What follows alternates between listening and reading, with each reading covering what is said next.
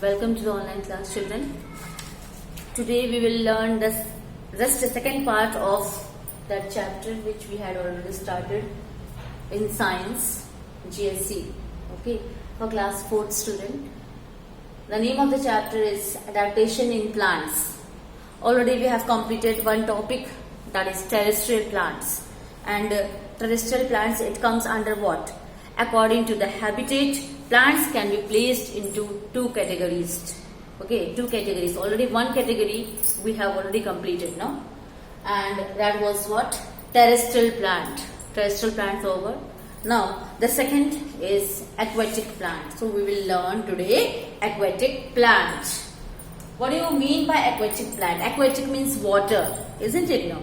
So, plants living in water are called aquatic plants. Plants living in water are called aquatic plants. There are three types of aquatic plants. Okay, three types of aquatic plants are there. So we are going to discuss about all these three types. One is floating plant, second is fixed plants, and the third one is underwater plants. So we will learn one by one each. Now, floating plant. What do you mean by floating plant? Floating plant floats freely on the surface of water. Floating means floats freely on the surface of water. Okay. They have spongy bodies. What are the characteristics of floating plant? They have spongy body. Okay.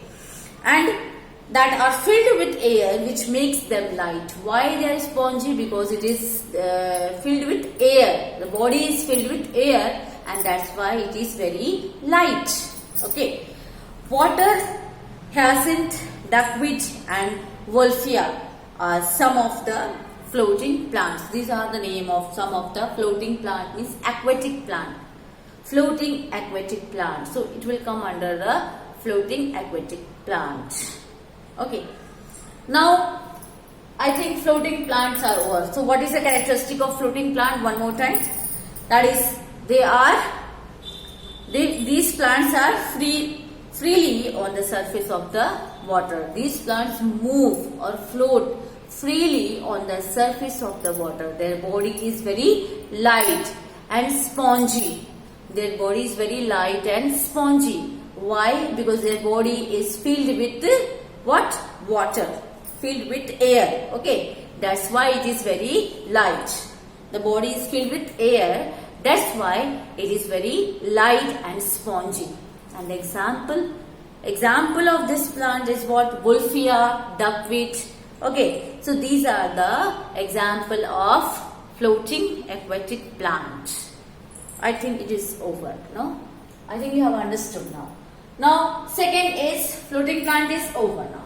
Now we will learn fixed plant, and this is also the part of aquatic plant. Fixed plant means what? Fixed plant have their roots fixed to the mud at the bottom of the pond. It has the root which is fixed to the mud inside the pond. Okay, mud at the bottom of the pond. At the bottom of the pond means inside of the pond. Okay, so the roots are fixed inside of the pond. So that's why these plants are called what? Fixed plant. What it is called? Fixed plant. Okay. And this is also the part of what? Aquatic plant. Okay. And they have broad leaves. So what are the characteristics of this fixed plant? They have broad leaves. Okay. And hollow stems. The stems are hollow. Okay. That help the plants to float. That helps the plant to float, to move, to float.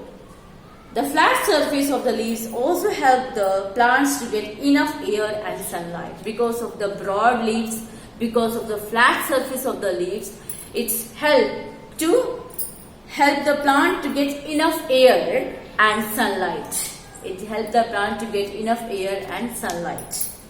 Now, example of this plant, example of fixed plant, lotus.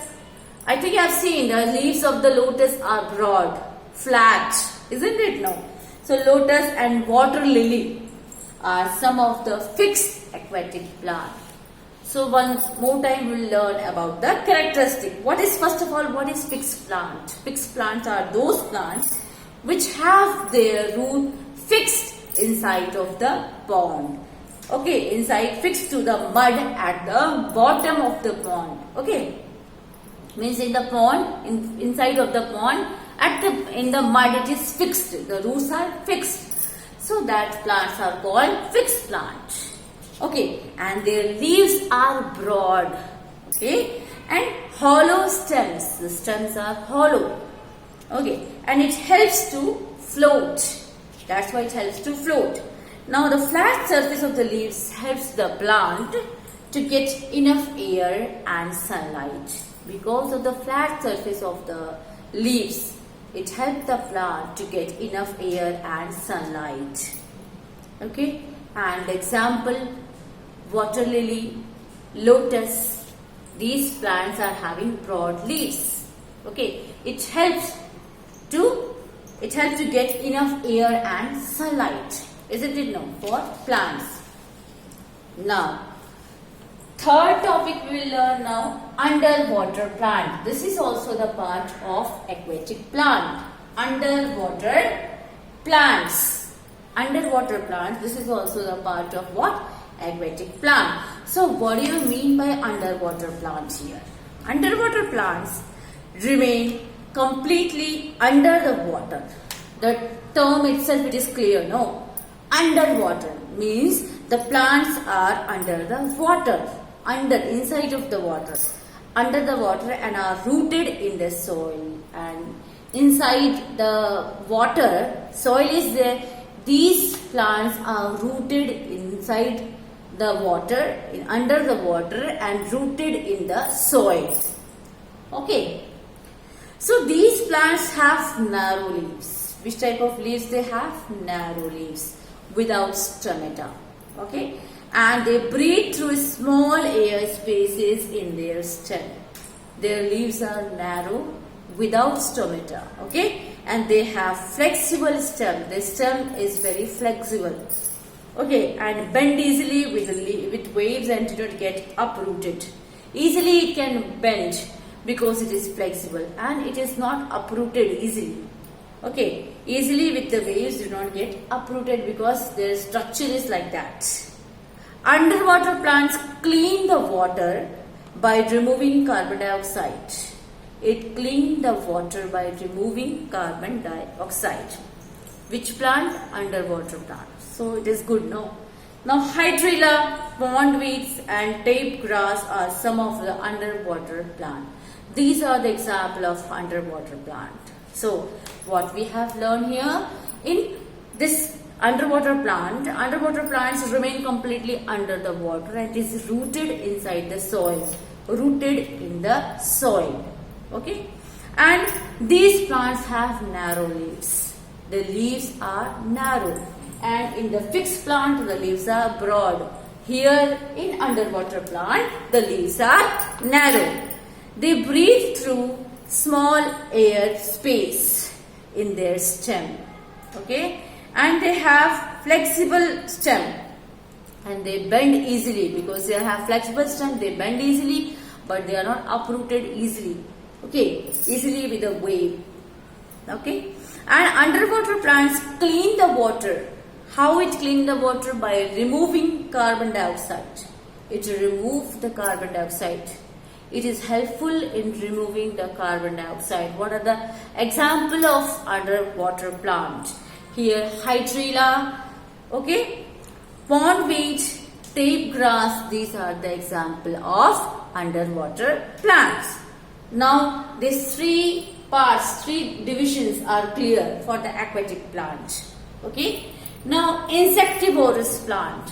What do you mean? This is another topic. Insectivorous plant. Okay, another topic we'll learn. Now this is clear, no?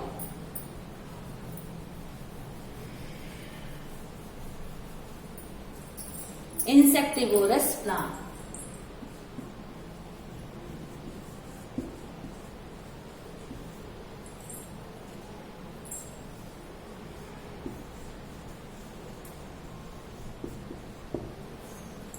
Okay.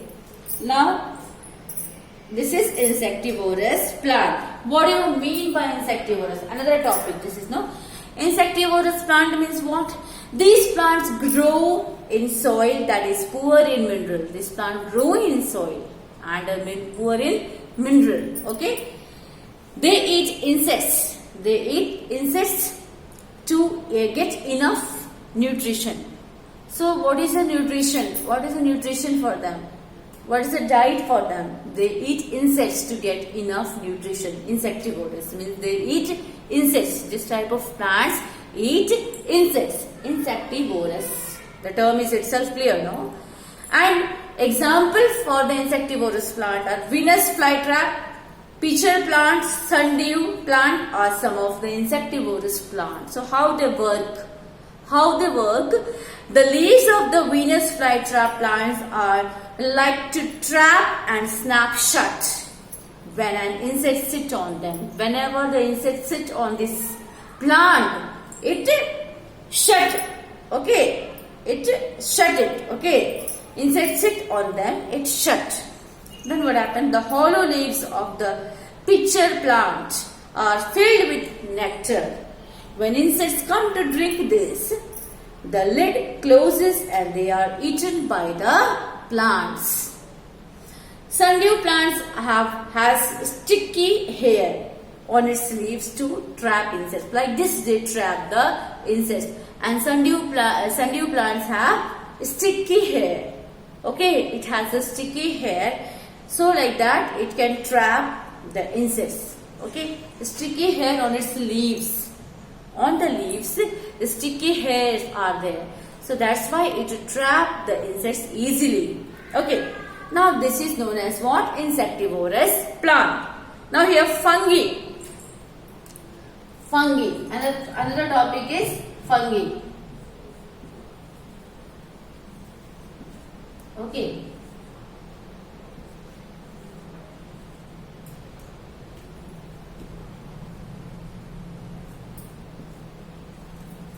Now fungi. Here fungi means what? Fungi are neither a plant nor animal. It is neither a plant nor animal.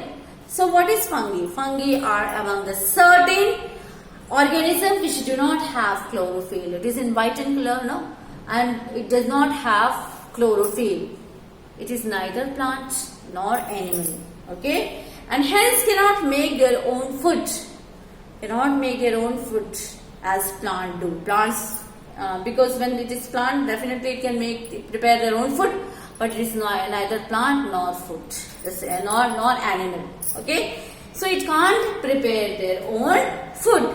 Okay, so what they used to do? Such organisms adapt themselves to take the nutrition from decaying organic matter. Okay, and living plants, even animals, mushroom, mold, even from the living plants also, animals, mushroom, okay, molds and yeast are some of the example of fungi. These are the examples of fungi. Okay, these fungi are among the certain organism which do not have chlorophyll. It is not having a chlorophyll and hence cannot make their own food just like plants. Plants have chlorophyll so they can prepare their own food, isn't it? No, but fungi cannot. And such organisms hence cannot make their own food as a plant do. Okay, and such organisms adapt themselves to take in nutrition from it. Take nutrition. How they adapt?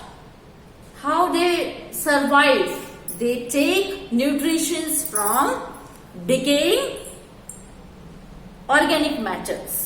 Decaying organic matters, living plants and even animals. From the living plants, from the animals, from the decaying organic matters, they take nutritions. Okay. Like that they survive, like that they adapt. Now, what are the example of this? Mushroom, mold and yeast are some of the example of fungi. Now thus we see that plants in different soil, in different climate, soil, live in different way. Okay, they live in different way. They survive in different way.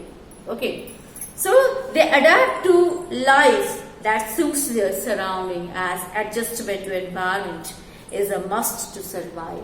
Means they adapt themselves according to the climatic condition, according to the weather condition, according to the soil, to live, to survive. Who? These plants, they adapt themselves. They survive, they adapt themselves. That is their habitat. Okay. So I think it is clear. This chapter is clear to you. Now, some terms are there. Word power. Word power, at least you should read and learn also. Okay. Habitat. What do you mean by habitat? This term, I think from the beginning of the chapter we are learning, this term is coming so many times. No? Habitat, a place where a plant or animals live. Place where plant or animals live. Okay. Now adapt. Adapt means to adjust. Adjust to surrounding by developing special feature. By developing special feature, by developing special conditions. Okay. The plants adapt. Okay. To survive. Now marshy. What do you mean by marshy? These are the terms. Okay. Muddy and damp. Muddy and damp. Okay. Muddy area. Damp area. Now spongy. Spongy means soft, light, with many holes to trap air. With many holes to trap air. Light. That means spongy. Okay. So we have learned, no, the water plants, aquatic plant that are spongy. Okay. Very light. So I think you have understood this chapter. I'll give you the exercise part in the PDF form. Okay. Now your chapter is over. This first chapter is completed now. Okay. Try to read by yourself and try to understand. Okay. And the exercise part I'll give you. Thank you.